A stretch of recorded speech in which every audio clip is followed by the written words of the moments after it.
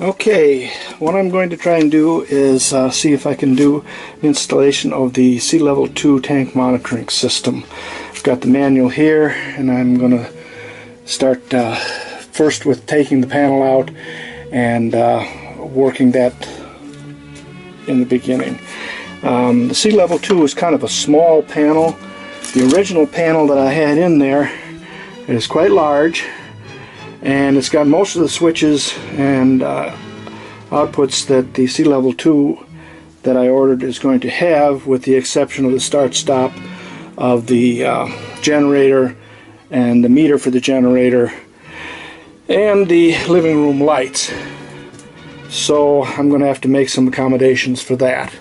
I've taken all the switches out, as you see here, and they're hanging by the wires. I've marked a little schematic with which wires are which switch is which.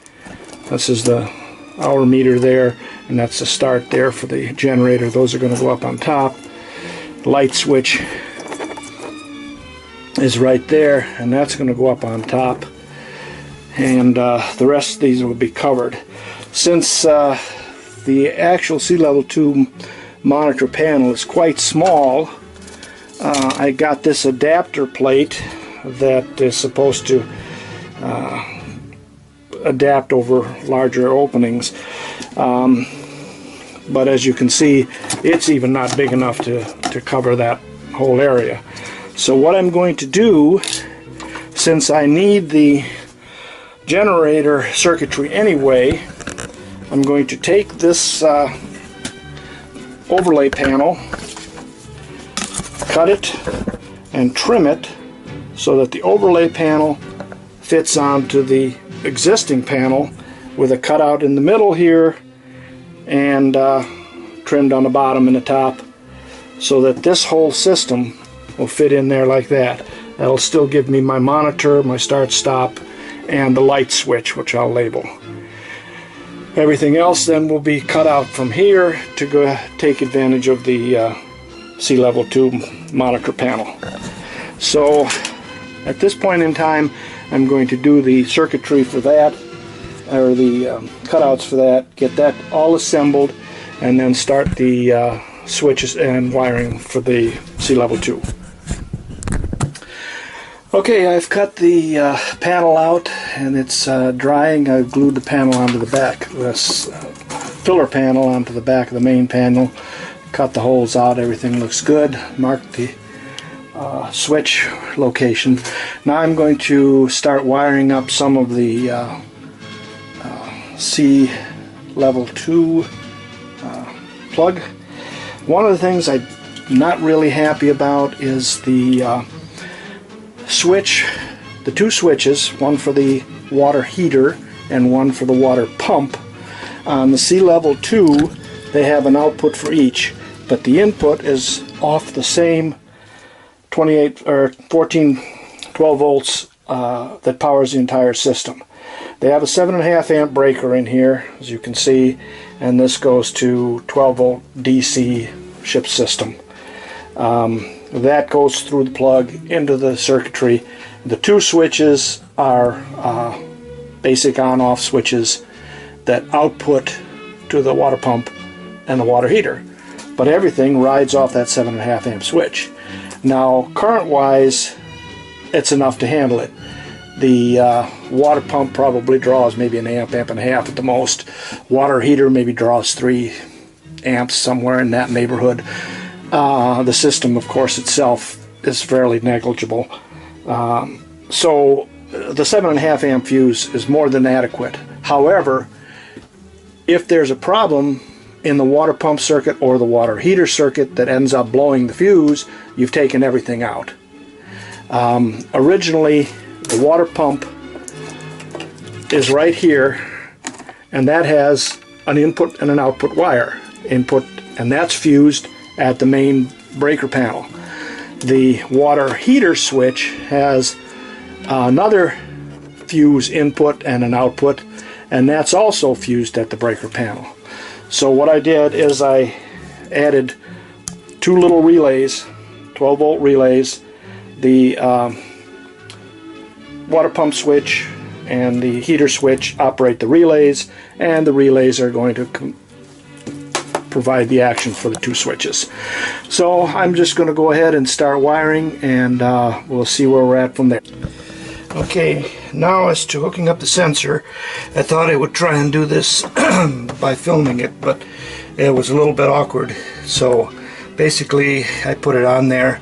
I used a 710 SS sensor on the freshwater tank because it's about 16 inches down, and it's a 16-inch unit with 2-inch cutouts, and I couldn't get it all the way down to the bottom, so I cut off the last 2 inches, giving me 14 inches. It's pretty close to the bottom, and so at least it'll give me a good representation of whether the tank is completely full or whether there's just a little bit left in the tank.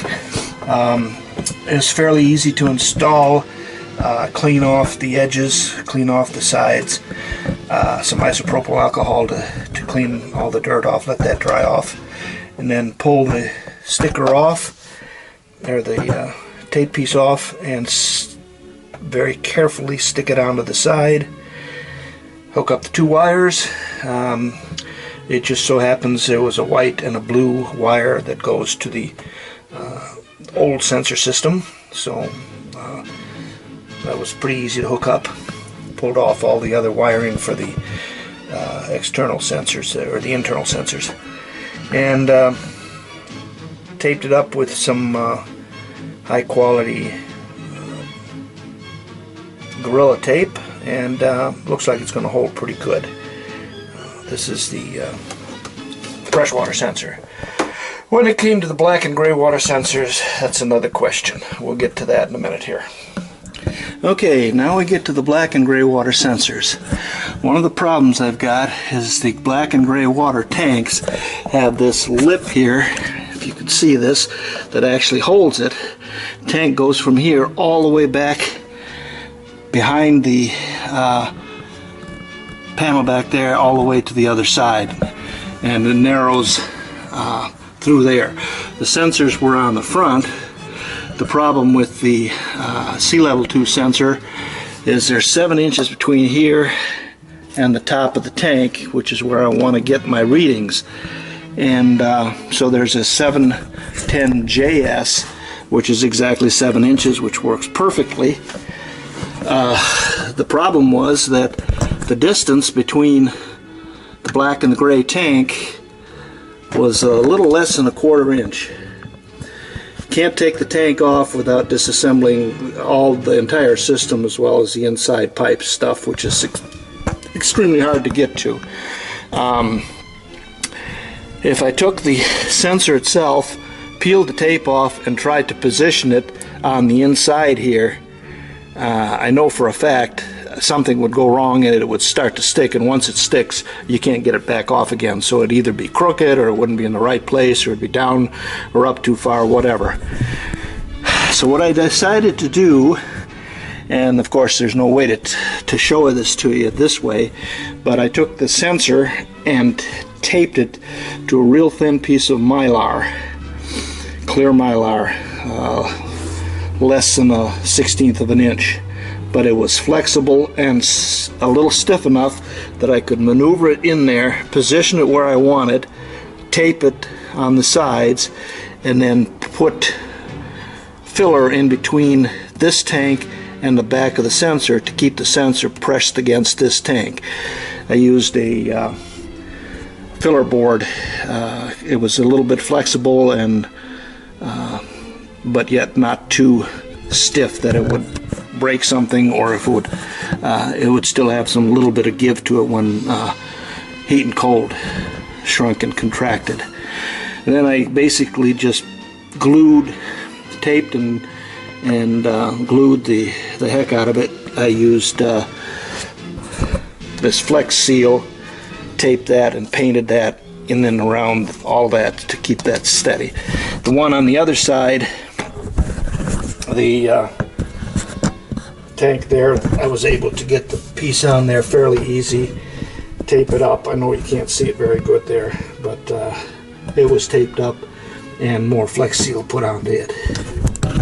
wiring was run up underneath and sealed up and run back up to here where it went into the body of the tank with two white wires and a gray and a brown wire, and all those wires, the two white wires, were tied together to the two white wires coming from the sensors, and the brown and the gray wire were tied together with the two sensor wires, so they all ended up at the panel end. That was basically how I got that in there. It was a real chore to get in there, but I'll show you at the end what it looks like now. Okay, this is what the panel looks like. The Seelevel II monitor is right here. This is my pump, water heater. Notice my pilot light is out because I don't have my propane on. Battery test, 13.1 volts. It'll disappear in a second. Fresh water is 0 because I've drained all my tanks. I did check it with the tank at least half full and it showed about 67%, which is good. Gray tank 8. There's a little bit left in there, a little residue left in there, but got that out. Black tank is 0 because I cleaned that out. I think in the gray tank there's a little bit of antifreeze because I've been winterizing, so there's a little bit of that come through the system. LPG 101%, 100% roughly. I had that completely full when I started. So that looks good, and then of course my hours for the generator, start stop for the generator, and then I put my living room lights up here. This is my panel light switch. What it does, it's got a little LED here that I put in so that I can light this at night so it's easy to see. So that's the installation. Pretty happy with it. Looks like it's going to be a lot easier to see what I've got in my tanks. Gives me a much better idea of what level I've got in the fresh and what kind of level I got in the gray and the black tank.